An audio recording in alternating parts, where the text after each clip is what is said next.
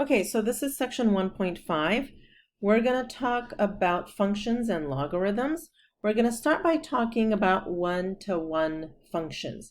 So basically, a function is one-to-one if for each y value, there is only one x value. Okay, that can get a little confusing. So for that, we have what we call the horizontal line test. Take a look at this graph on the right. I'm sorry, on the left. It's y equals x cubed. But if I draw a horizontal line or a series of horizontal lines, each one only crosses the graph once. That means this is one-to-one. As opposed to the next one, which is a parabola, if I draw horizontal lines, they will cross the graph at more than one spot. That means it is not one-to-one. Okay? All right, so let's see whether these are one-to-one, and if we can't figure out what the function looks like, we can use a calculator. Basically, you want to know, does this pass the horizontal line test? Well, y equals root x, right? It looks like this. It does pass the horizontal line test, so it is a one-to-one function. Y equals x to the 1/3. It does pass the horizontal line test, so that's also one-to-one. Sine x does not pass the horizontal line test, so it is not one-to-one. Okay, why do we care about whether a function is one-to-one? Because in order for a function's inverse to also be a function, it needs to be one-to-one. In other words, if the function is not one-to-one, its inverse will not be a function. Okay. Now, so what is an inverse, right? An inverse is a function so that if you do f of f inverse of x, you get x, and the other side is also true. Also, the graphs of f and their inverses are symmetric with respect to the line y equals x. So for example, if I have a function that looks like that, right? If that's f of x, its inverse will look like this. Okay, that's the inverse. And if I were to draw the horizontal, a line like this, y equals x, you see how the blue and the black function are symmetric along that green line? That's because they are inverses. Okay. Next.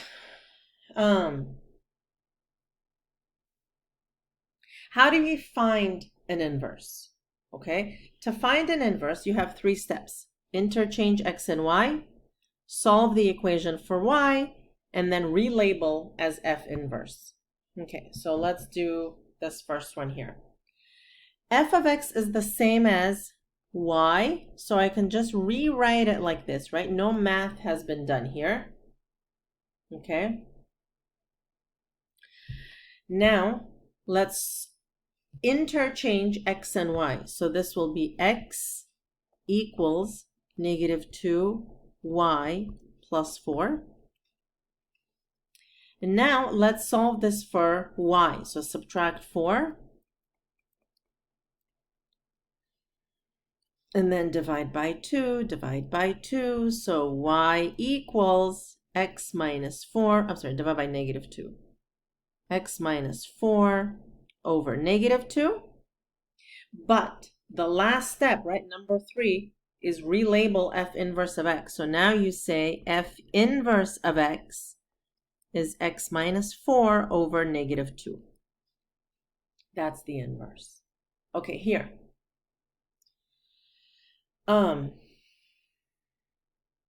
I have x squared minus 3, and I want to find the inverse of it.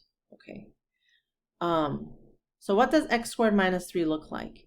It looks like this, right? Notice this doesn't pass the horizontal line test. So does that mean it doesn't have an inverse? Yes, it means it doesn't have an inverse function. However, look at what we're told here. We're told to only take the graph for x is greater than or equal to 0. That means just that part of the graph, okay? For all the positive x's, right? Okay, now it does have an inverse function, right? Because it's 1 to 1. Okay, so let's rewrite it. Switch x and y.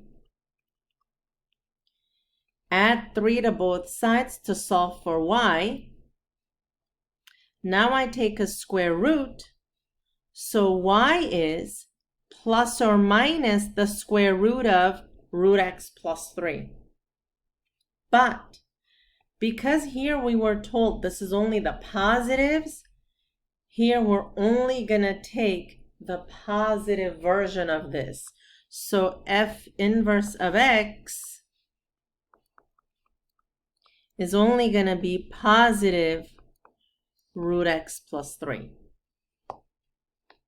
Okay, moving on. All right, logarithmic functions. Remember, a logarithm is another way to express a power, right? So for example, if I know that 2 to the power of 3 is equal to 8. Another way of saying the same exact thing is log base 2, 8 equals 3, right? Remember, base, exponent, exponent, right? So this statement 2 tells me 2 to the power of 3 equals 8. So exponentials and logarithms relay the same information. One is actually the inverse of the other, okay?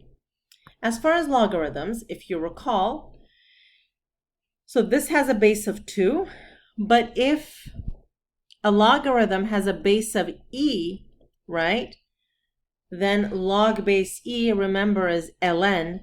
So we just rewrite that as ln of x. And remember, if I have log base 10 of x, 10 is the common base. So that's just the common logarithm, and I just drop the 10 and I just write log x. Okay. Some properties of logarithms, right? Remember, so log base 3 of 3, that was 1. And if I have 3 to the power of log base 3 of x, right? 3 log 3 would kind of, dilute one another, and I just get x, right? Just recalling, and we're going to use them in a minute. These you learned in Algebra 2. It's the product rule and the quotient rule and also the power rule, right? So it says if you have log base a of xy, you can expand it log a of x plus log a of y, right? Multiplication makes addition. And if you're dividing, it's log x minus log y, right? Dividing makes subtraction. And if you have a power, remember that comes down, so it's y log a of x, okay? All right, so let's do some practical applications. Let's solve some equations.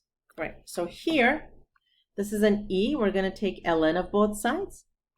So I'm going to get 0.1t is equal to ln of 3. T is ln of 3 over 0.1. We're going to plug that in the calculator, and it turns out we get 10.986. Always 3 decimal places, never anything else. Okay, here.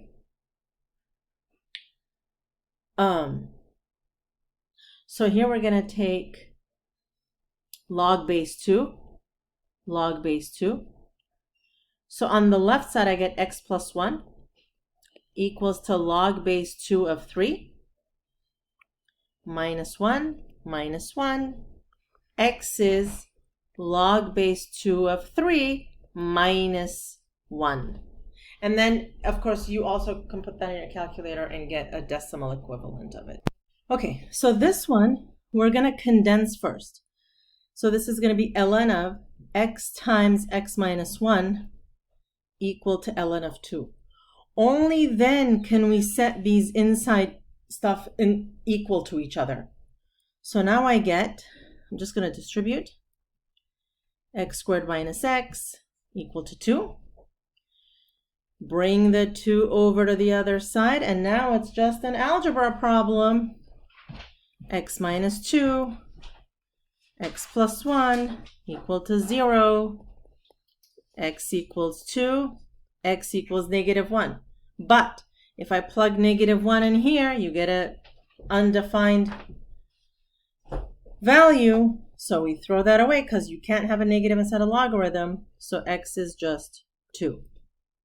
Okay, so this one I have an ln, and I need to get rid of the ln. So what I'm going to do is everything becomes an exponent of e, right? E. So it will be e to the ln of x equals e to the 2. And here we just have x left equals e squared. And again, you can plug that into your calculator, and it'll be 7.4 something or other, 3 decimal places. Okay, last but not least, determine how much time, so we need t, is required for a $1,000 investment to double in value if interest is earned at a rate of 0.08 compounded continuously. Okay, so y naught is 1,000, and we want that to double, so y is 2,000. T is what we need, and k is 0.08. So if y equals y naught e to the kt, right, that's the equation we're using, then we have 2,000 equal to 1,000 e to the 0.08 t,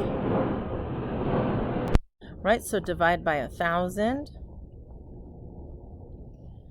So I have 2 equals e to the 0.08 t, and we know how to go from here. We take the ln of both sides. So I have ln of 2, 0.08 t, divide by 0.08. So t is ln of 2 over 0.08, which is 8.664. Okay, and the unit is yours. Okay, thank you very much.